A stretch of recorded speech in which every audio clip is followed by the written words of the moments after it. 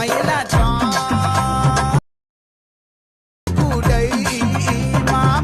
Friends. இப்போ நம்ம ஸ்க்ரீனில் பார்த்துக்கும்போது சூப்பரான ஒரு இன்ஸ்டாகிராமில் ட்ரெண்டிங்காக போயிட்டுருக்க ஒரு சாங்கோட லிரிக்ஸ் வீடியோவை எப்படி நம்மளோட ஃபோட்டோஸ் வச்சு சிம்பிளாக மேக் பண்ணதை பற்றி பார்ப்போம். வீடியோஸ் வந்து ஸ்கிப் பண்ணாமல் பாருங்கள். சேனலுக்கு ஃபஸ்ட் டைம் வரீங்க அப்படின்னா சப்ஸ்கிரைப் பண்ணிவிட்டு வீடியோக்கும் ஒரு லைக் பண்ணிவிட்டு பாருங்கள். இப்போ வீடியோக்குள்ளே போகலாம்.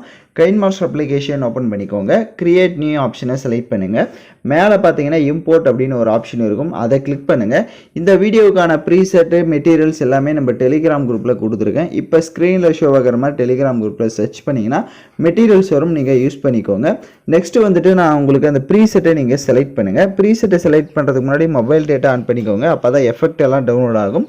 நெக்ஸ்ட்டு ப்ரீசெட்டை டெலிட் பண்ணிட்டீங்க அப்படின்னா உங்களுக்கு எல்லாமே கம்ப்ளீட்டாக இதாகி மூவ் ஆகி ப்ராஜெக்ட் வந்து இம்போர்ட் ஆகிடும். ஸோ இதில் நான் சொல்கிற ஸ்டெப்பை கரெக்டாக வந்துட்டு ஃபாலோ பண்ணிக்கோங்க.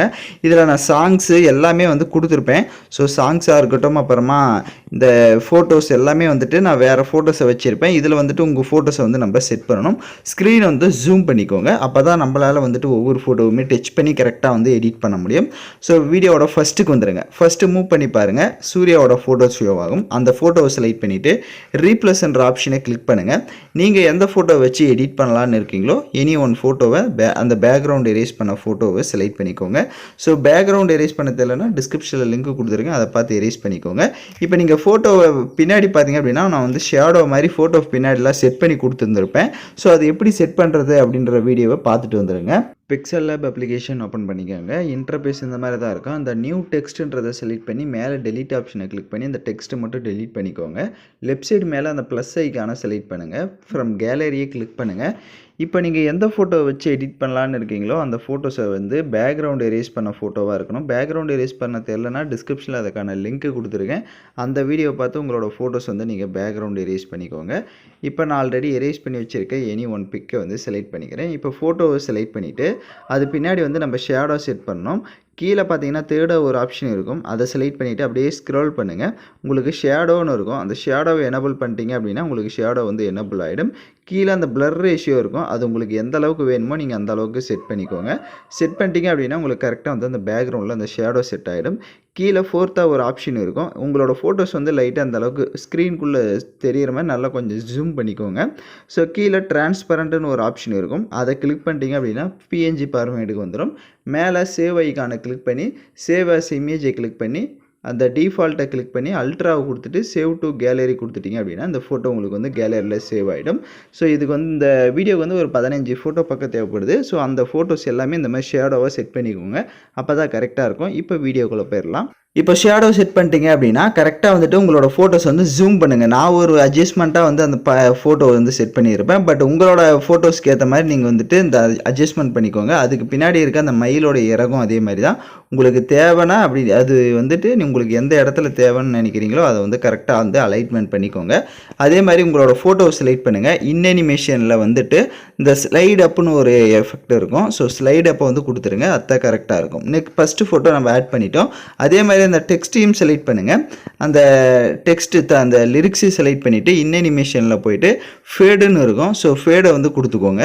இப்போ நெக்ஸ்ட் மூவ் பண்ணுங்கள். செகண்ட் ஃபோட்டோ அதே மாதிரி நான் அந்த இமேஜ் எல்லாமே உங்களுக்கு கொடுத்துருப்பேன். நான் சொல்கிற அட்ஜஸ்ட்மெண்ட்டும் நீங்கள் வந்து பண்ணிக்கோங்க. அதே மாதிரி ஃபோட்டோவை செலக்ட் பண்ணிவிட்டு நெக்ஸ்ட் ஃபோட்டோவை ரீப்ளேஸ் ஆப்ஷனை கிளிக் பண்ணி நெக்ஸ்ட்டு நீங்கள் எந்த ஃபோட்டோ எடிட் பண்ணுறீங்களோ அந்த ஃபோட்டோவை செலக்ட் பண்ணிக்கோங்க.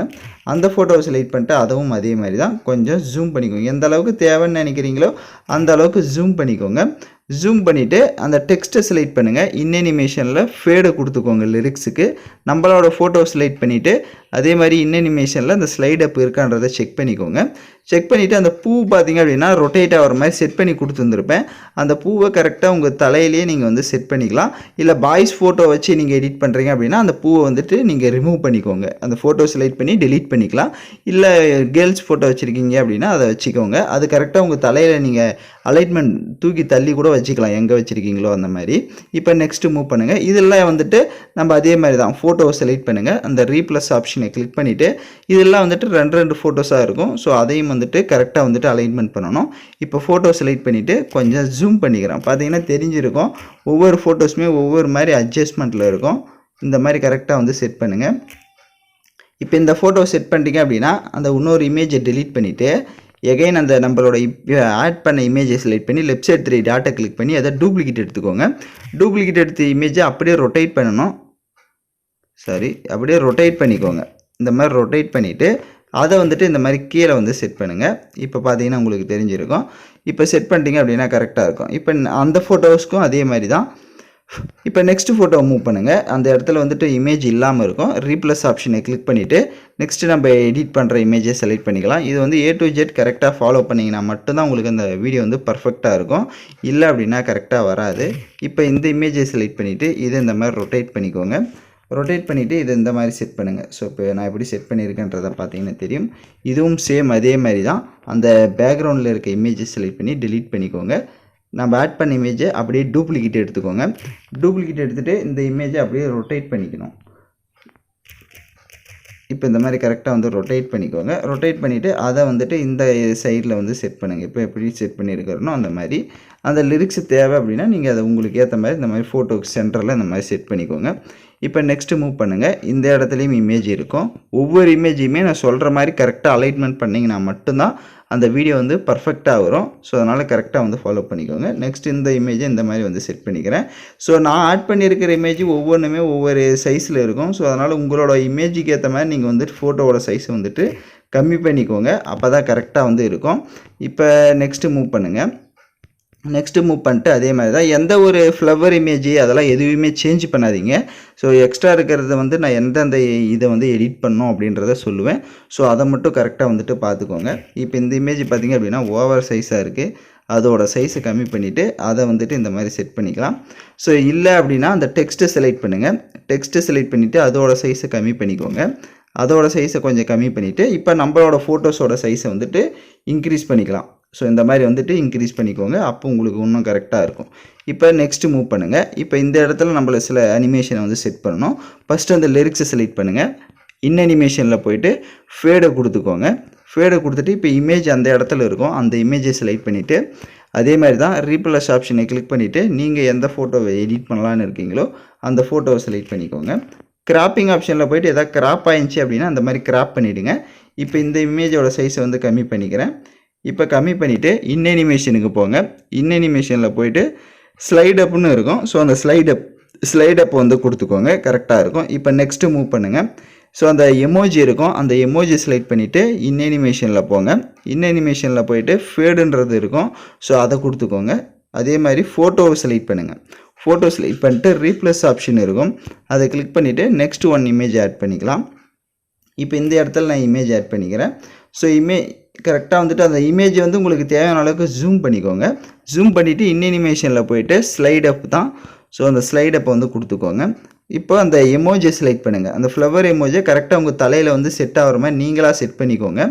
ஏன்னா அது வந்து செட் ஆகிற மாதிரி இருக்காது. ஸோ அதனால் கரெக்டாக வந்துட்டு செட் பண்ணிக்கோங்க. உங்களோட ஃபோட்டோஸ்க்கு ஏற்ற மாதிரி இப்போ உங்களோட ஃபோட்டோஸ் வந்து நீங்கள் எந்த அளவுக்கு ஜூம் பண்ணுறீங்களோ ஜூம் பண்ணி செட் பண்ணிவிட்டு கரெக்டாக அந்த ஃபோட்டோவோட எண்டிங் வந்துட்டு அந்த ஃப்ளவரை செலக்ட் பண்ணிவிட்டு அது வந்துட்டு தலையில் இருக்கிற மாதிரி வந்து செட் பண்ணிக்கோங்க இந்த மாதிரி.